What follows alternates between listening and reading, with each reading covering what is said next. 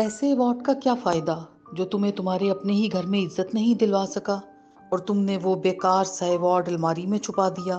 तुम्हारी माँ और बहन ने इस अवार्ड को एक नजर देखना भी गवारा नहीं किया।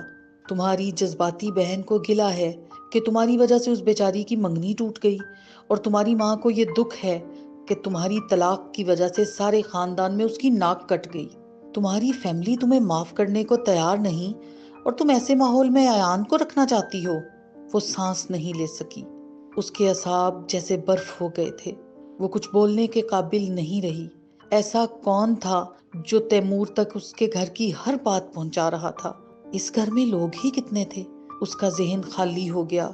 सब अल्फाज गुम हो गए। तुम्हें पता है, तुम मुझसे ज्यादा नीच और खुदगर्ज हो।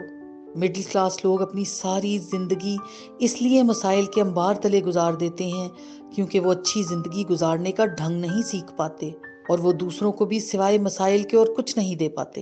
वो काटदार अंदाज में बोला। उज़मा को उसकी बात से खौफ महसूस हुआ, मगर इस खौफ को जाहिर करना बहुत बड़ी बेवकूफ़ी होती। वो कुछ कहना चाहती थी, मगर आवाज ने साथ नहीं दिया। हाथों में लर्जिश उतर आई।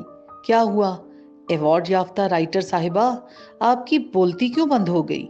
बहन को इंडियन फिल्में देखने से फुर्सत नहीं, और माँ को मोहल्ले में घूमने फिरने का शौक है। ऐसे माहौल में तुम अयान की क्या परवरिश करोगी? वो तज़हीक अमेज और सुलगा देने वाले अंदाज में उससे कह रहा था। उज़मा का सर चकराने लगा। मैं तुम्हारा कैरियर भी तबाह कर सकता हूँ, और तुम्हें अंदाजा भी नहीं है कि मैं तुम्हारे साथ मजीद क्या कुछ कर सकता हूँ। इसलिए खामोशी से अपना केस वापस ले लो, वरना। सफाकी से कहते हुए उसने जानबूझकर जुमला अधूरा छोड़ दिया। उज़मा का हौसला जवाब दे गया। उसने मजीद कुछ कहे बगैर फोन बंद कर दिया और मोबाइल ऑफ करके तकिए के नीचे रख दिया।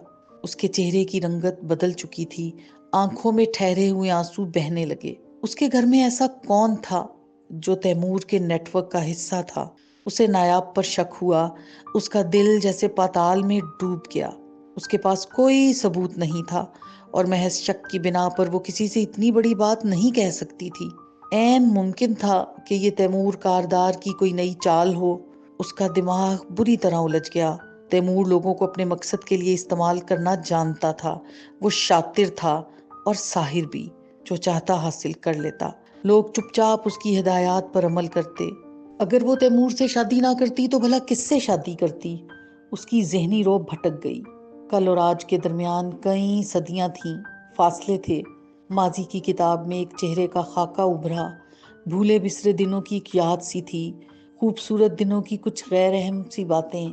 एक अजनबी की खामोश मोहब्बत की दास्तान। उसे आम चीजें और आम लोग अट्रैक्ट नहीं करते थे, क्योंकि वो खुद को खास समझती थी। काश वो आम लोगों की अहमियत को समझ पाती। मगर उन दिनों वो एक नादान लड़की थी। वो हैरानी से सामने खड़े शख्स को देखने लगी। वो डाइजेस्ट हाथ में थामे उसे देखते हुए मुस्कुरा रहा था। उसकी आंखों में जलते चिरागों की रोशनी सी थी।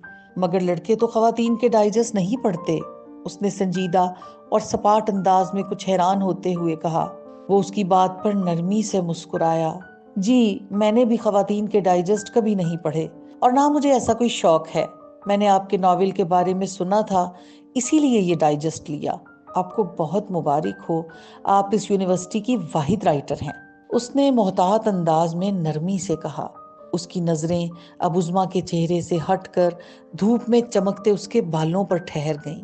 उज़मा को हमेशा की तरह उसकी नजरों से कोफ्त महसूस हुई।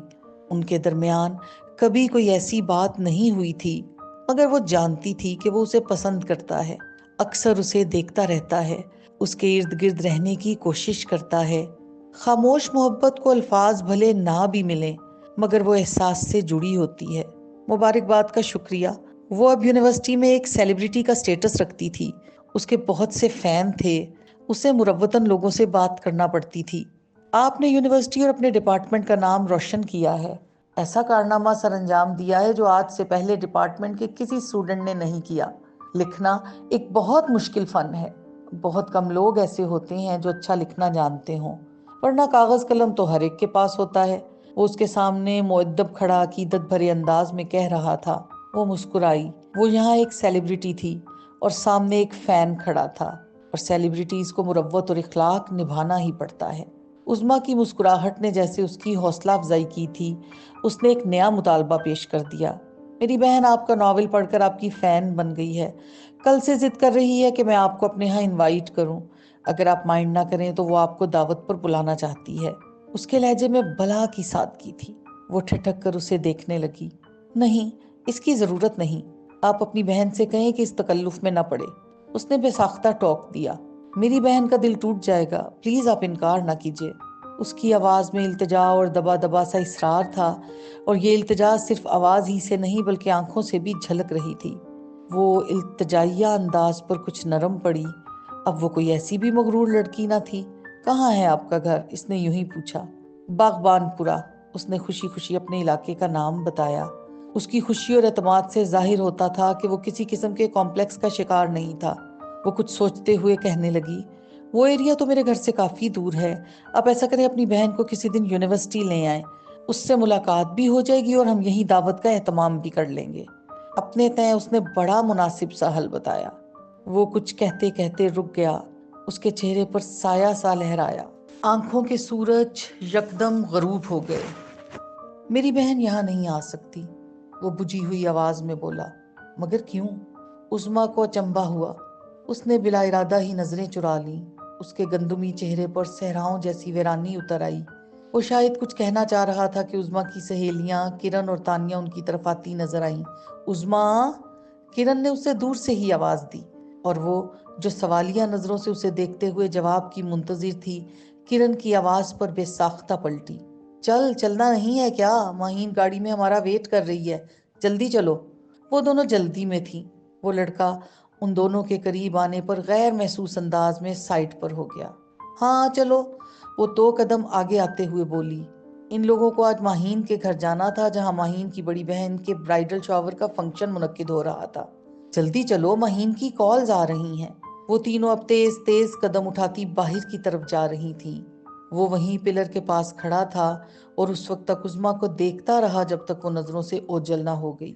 محبت تھی تو خاموش تھی، عشق تھا تو بے بس تھا، خواہش تھی تو سراب تھی۔ وہ کتنی ہی دیر پلر سے ٹیک لگائے اس راستے کی طرف دیکھتا رہا جہاں سے عظمیٰ عروج گزر کر گئی تھی۔ راستے کی دھول سے خوشبو لپٹی تھی، سنہری دھوپ میں کہکشاں کے رنگ چمک رہے تھے۔ وہ وہیں کھڑا بلا وجہ مسکرا دیا۔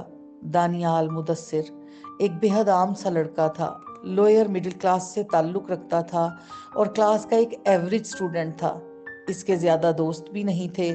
وہ بس میں یونیورسٹی آتا، اس کے پاس تو موبائل بھی نہیں تھا۔ عام سا لباس اور عام سی شخصیت۔ دنیا والے دانیال پر کلاس کی کسی لڑکی نے کبھی توجہ نہیں دی تھی۔ نہ وہ لڑکیوں میں مقبول تھا، نہ اس نے خود کو نمایاں بنانے کی کوشش کی۔ وہ ایک سادہ اور عام سا لڑکا تھا، تو بھلا عظمیٰ کی توجہ کس طرح حاصل کر پاتا؟ عظمیٰ عروج مغرور نہیں تھی، خود شناس تھی۔ اتنی جلدی مل جانے والی کامیابی اور شہرت نے اس کی زندگی میں ایک معیار سیٹ کر دیا تھا، اور دانیال مدثر اس معیار پر پورا نہیں اترتا تھا۔ اس لیے اس نے کبھی اس کی حوصلہ افزائی نہیں کی تھی۔ مگر اس وقت وہ ایک نادان لڑکی تھی، اس بات کو سمجھ نہیں پائی کہ انسان کے معیار کی بنیاد کردار پر ہوتی ہے۔ وہ لوگ مہین کے گھر پہنچے تو وہاں بھی تیاریاں ہو رہی تھیں۔ کرن، تانیہ اور عظمیٰ نے آپس میں کام بانٹ لیے اور تیاریوں میں مدد کروانے لگیں۔ فنکشن شام کو شروع ہونا تھا۔ وہ تینوں مہین کے کمرے میں جمع تھیں۔ عظمیٰ سلور رنگ کے بڑے سے کینڈل سٹینڈ پر موم بتیاں سیٹ کر رہی تھی۔ کرن فلاور بینڈز پر گوند سے پیپر فلاورز چپکا رہی تھی۔ یہ بینڈز فنکشن میں سب لڑکیوں نے اپنے بالوں میں پہننے تھے۔ تانیہ کھڑکی کے پاس کھڑی موبائل پر اپنی امی سے بات کر رہی تھی۔ اوہ نو، گم ختم ہو گئی، یہ مہین بھی پتہ نہیں کہاں رہ گئی ہے۔ کرن نے ختم ہوتی ٹیوب کو ایک طرف رکھتے ہوئے جنجلاہٹ بھرے انداز میں کہا۔ کتنا کام رہ گیا؟ عظمیٰ نے سر اٹھا کر یوں ہی پوچھا۔ بس 2 بینڈز رہ گئے ہیں۔ عظمیٰ تم جا کر ذرا مہین کو دیکھنا، اس کے پاس ایکسٹرا گم ضرور پڑی ہوگی، کرن مصروف انداز میں بولی۔ اچھا۔ اس نے کینڈل سٹینڈ میز کے کونے میں رکھا اور خود کمرے سے باہر نکل آئی۔ گھر میں ابھی سناٹا تھا، مہمانوں کو 5 بجے کے قریب آنا تھا۔ مہین کا کمرہ فرسٹ فلور پر تھا۔ اس نے گھوم پھر کر دیکھا، مہین کہیں نظر نہیں آئی۔ سب کمروں کے دروازے بند تھے۔ مہین کا تعلق اپر کلاس سے تھا۔ اس کا شاندار گھر بے حد خوبصورتی سے سجا ہوا تھا۔ وہ کچھ دیر سوچتی رہی، پھر سیڑھیوں کی طرف بڑھنے لگی۔ دفعتاً اس نے وائلن بجنے کی آواز سنی، دھیمی دھیمی سی موسیقی، دل کو چھوتے ساز۔ وہ چند لمحے مسمرائز ہی وہیں کھڑی رہ گئی۔ وائلن کی آواز ٹیرس سے آ رہی تھی۔ وہ شوق اور تجسس کے ہاتھوں مجبور ہو کر ٹیرس کی جانب بڑھی۔ اتنا خوبصورت وائلن کون بجا رہا ہے؟ مہین کا تو کوئی بھائی نہیں تھا، اور مہمانوں کے آنے میں بھی کافی وقت تھا۔ ٹیرس کا دروازہ ذرا سا کھلا ہوا تھا۔ اس نے ہاتھ بڑھا کر دروازہ تھوڑا اور کھول لیا۔ نہ جانے وہ کون تھا، بلیک جینز اور بلیک شرٹ پہنے، کرسی پر بڑے اعتماد اور شان سے بیٹھا، ایک کندھے پر وائلن رکھے بڑے محو انداز میں بجا رہا تھا۔ دروازے کی طرف اس کی پشت تھی۔ اس سے ذرا فاصلے پر ترچھے رخ پر مہین بیٹھی تھی۔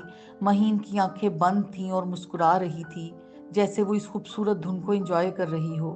یہ واقعی کوئی حقیقت تھی یا کسی فیری ٹیل کا منظر تھا؟